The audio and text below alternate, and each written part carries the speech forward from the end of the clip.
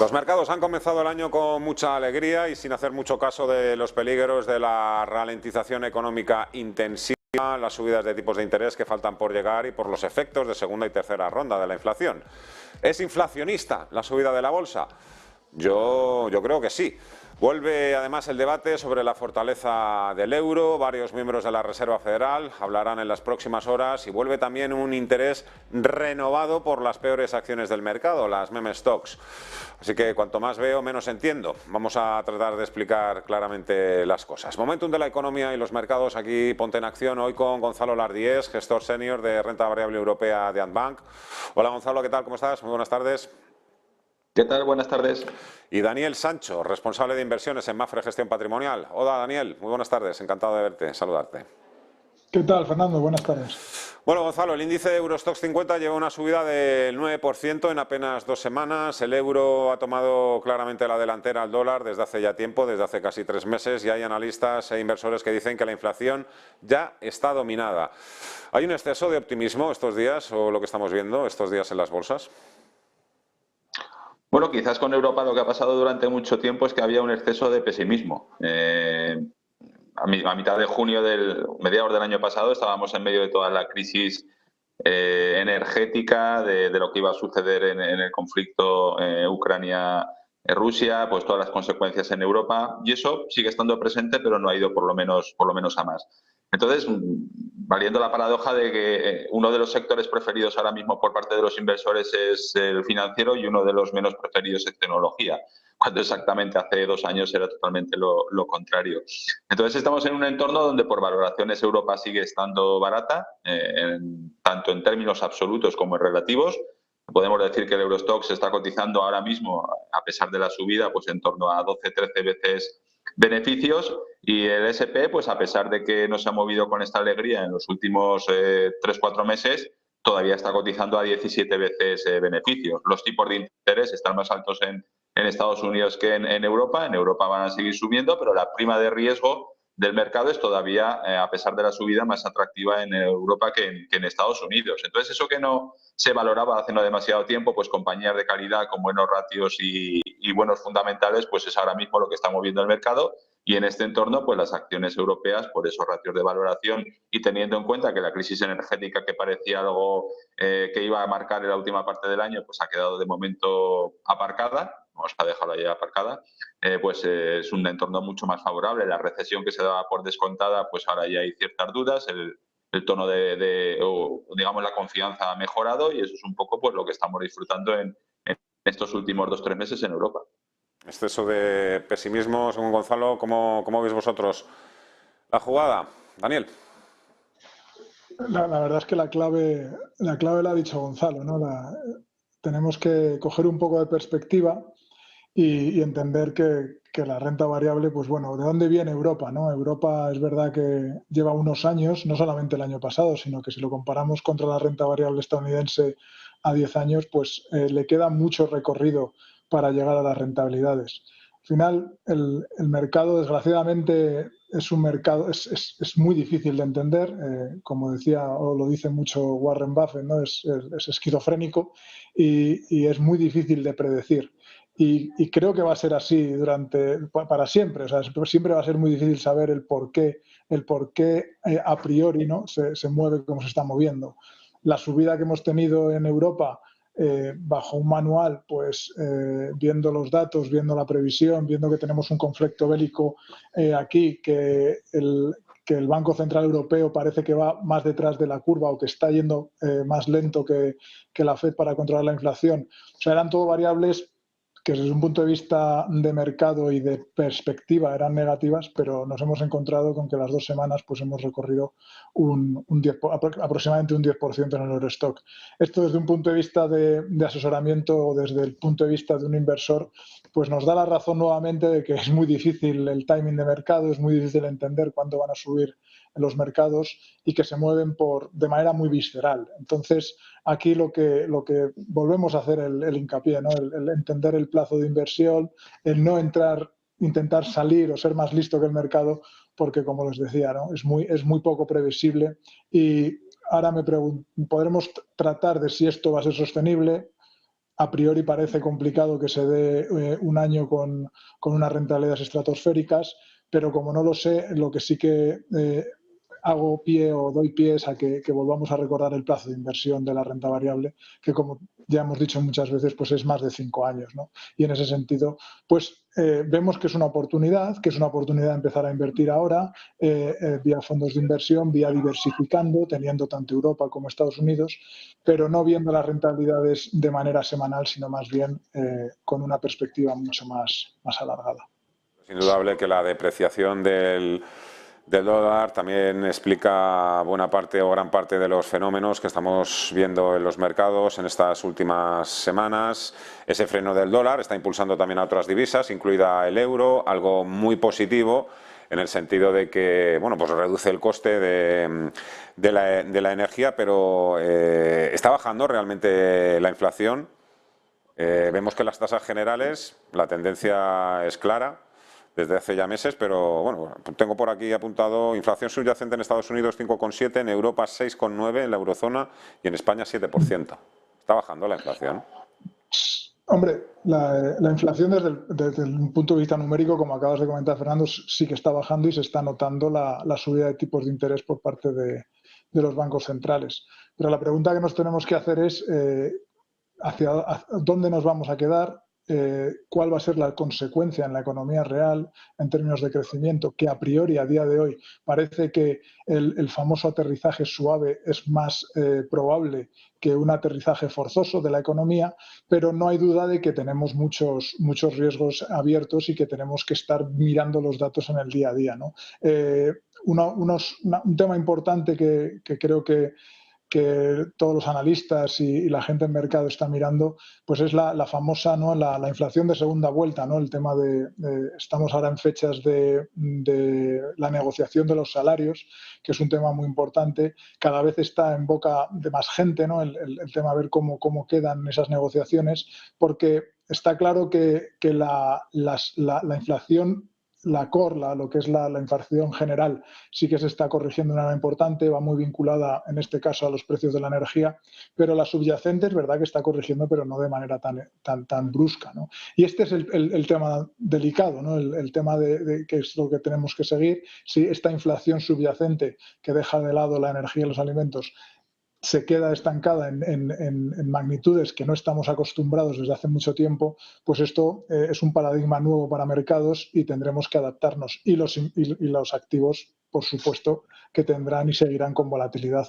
Ya os digo, desde un punto de vista de previsiones es difícil a día de hoy. En el día a día podemos ser algo optimistas con los últimos datos que están saliendo, pero no tenemos que dejar de lado que todavía la situación tiene una visibilidad y tenemos que ir entendiendo muchas más cosas de las que conocemos a día de hoy. Bueno, realmente tampoco son sostenibles los datos de inflación que teníamos hace unos meses. Son quizás extremos en cuanto a distorsiones provocadas pues por aquellos famosos cuellos de botellas derivados de la pandemia, como por la crisis energética. Digamos que todo sumaba en la misma dirección. Los cuellos de botella pues parece que se van normalizando y todo lo asociado al precio de las materias primas, pues vemos estos días, creo que esta mañana estaba el megavatio en España en torno a 5 euros. O sea que el cambio en unos pocos meses es tremendo. El problema es la visibilidad de medio y largo plazo. La época de los años 70, y la verdad es que la inflación de los años 70 también fue motivada por temas de oferta, pues todo el conflicto bélico de Yom Kippur, y en la década de los 70 hubo, digamos, como 3 oleadas de inflación. Entonces yo muchas veces uso el símil de que quizás ha pasado la primera ola de la inflación, y recuerda mucho a cómo empezó la pandemia, que pensábamos todos que pasada esa primera ola de la pandemia y terminado los confinamientos, pues íbamos a volver a la normalidad que teníamos unos meses antes. Realmente ese primer impacto, esa primera ola de la pandemia fue la más importante, luego pues digamos aprendimos a convivir con esa nueva situación, y en cuanto a términos de inflación puede pasar algo parecido. Pasado este primer pico de inflación, puede ser difícil que volvamos a una situación como la que teníamos anteriormente, porque ya muchas dinámicas en la actividad económica han cambiado. El que haya potenciales segundas olas de inflación y demás, en gran medida depende de la parte de oferta, y en la parte de oferta pues todo el tema geopolítico pues cobra una especial importancia. Por parte de demanda parece que con datos de ISM que hemos empezado a conocer en Estados Unidos es difícil que por una justificación de demanda se vaya otra vez la inflación a máximos, pero en cuanto a la parte geopolítica, pues pocas cosas han avanzado y ahí en cualquier momento pues pueden volver a aparecer ciertas tensiones. Entonces, digamos que hay una perspectiva histórica, hay un símil de lo que hemos vivido hace poco con el tema sanitario. Lo que sí que parece complicado es que volvamos a la situación que teníamos hace un par de años, donde la inflación pues prácticamente era un fenómeno, digamos, financiero que parecía desterrado de economías desarrolladas. Estamos todos aprendiendo, empezando a entender o aprender realmente los efectos de la inflación. Sigamos aprendiendo también sobre el euro. Quiero seguir hoy hablando sobre el euro. En tu caso, Gonzalo, además, tú gestionas carteras de empresas europeas. La teoría económica lo que nos dice es que la depreciación de la divisa, una divisa débil, siempre es positiva para las empresas exportadoras porque colocan sus productos a precios más bajos. Es lo que hemos estado viendo a lo largo de los últimos 20, 30 años en el caso de Estados Unidos y de Europa, pero ahora es el euro el que está por encima del dólar y es la bolsa europea la que está por encima de Wall Street. Ayúdanos a entender esto. Bueno, realmente lo mismo que sucede con lo que comentábamos anteriormente con la renta variable europea, es a mitad del año pasado con el euro, donde parecía que el único camino posible era la depreciación adicional dentro pues, de una política monetaria que hay que recordar que en Europa se empezó a mover en junio-julio. La política monetaria se empezó a mover en Estados Unidos 3 meses antes, en principios de marzo, y digamos que la Fed iba muy por delante en cuanto a Europa, en cuanto al endurecimiento de política monetaria, y nosotros estábamos pues, en medio de lo peor de la crisis energética. Al final, las dos variables han sumado en la misma dirección. Europa, pues ahora mismo es donde se esperan quizás subidas adicionales en cuanto a tipos. Ya poner la tasa terminal pues en el 3,5, 3,75, 3,25 ya veremos, pero desde luego van los dos en la misma dirección, y lo peor en cuanto a crisis energética y ese pesimismo en cuanto a la situación en Europa también ha quedado atrás. Entonces, de momento hemos visto sobre todo una normalización. El dólar subía prácticamente respecto a todo en la primera parte del año pasado, porque es el primer banco central, es el banco central de referencia, y todos los demás bancos centrales se han visto obligados a seguir la misma política monetaria. Una vez que todos están en la misma dirección, los datos de inflación en Estados Unidos parece que empiezan a neutralizarse en torno a tasas del 5, 5,5%.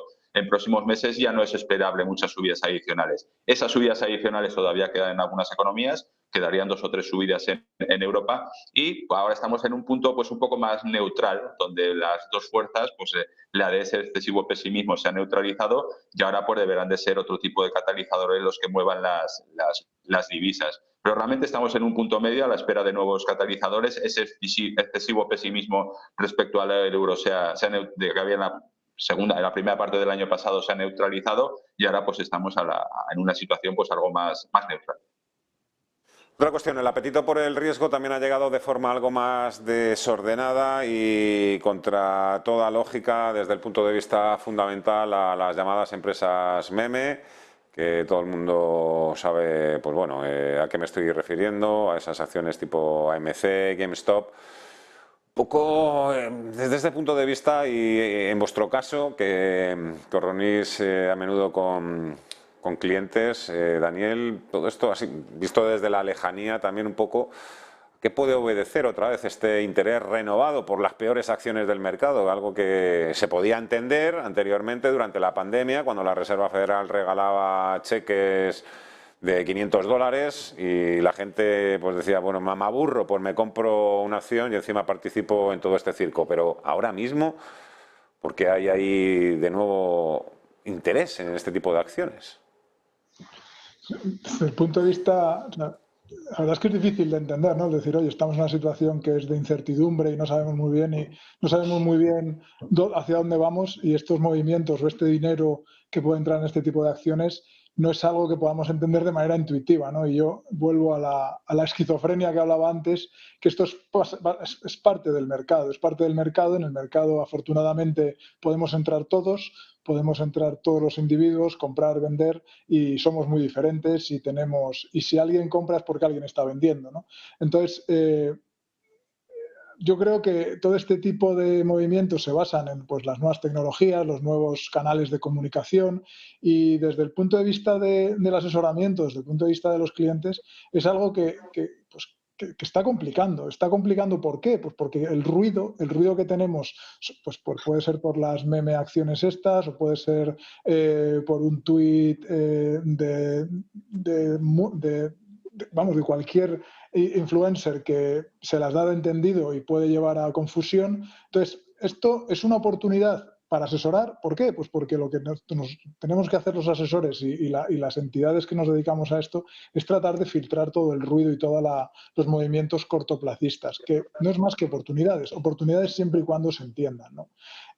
Como dice Fernando, el movimiento y estas últimas noticias que hemos tenido sobre este tipo de movimientos y de inversores que se posicionan en acciones, a mí me cuesta entenderlo desde el punto de vista financiero, me cuesta entenderlo y lo que recomendamos es, pues, al no entender, pues no invertir en este tipo de acciones en el corto plazo. No estoy diciendo que no sean empresas interesantes en el largo plazo. Estas últimas, pues mencionaban Alibaba, ¿no? Que ya empresas del calado de Alibaba estaban en este tipo de acciones. Nosotros, desde un punto de vista de construcción de cartera, entendemos que las empresas asiáticas sí que deben estar en perfiles más arriesgados, pero no atendiendo a movimientos cortoplacistas y de influencers, ¿no? Sino más bien pues remangándose, conociendo el balance de la compañía y por lo que comentaba Gonzalo también al principio, ¿no? Es muy importante el tema de valoración, pues todo lo que va a llevar al crecimiento por la parte asiática en este caso.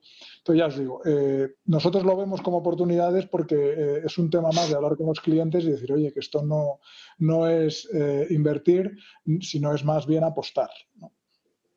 No es fácil entender, desde luego, lo que está sucediendo. ¿Qué opinión tienes tú sobre este asunto, Gonzalo?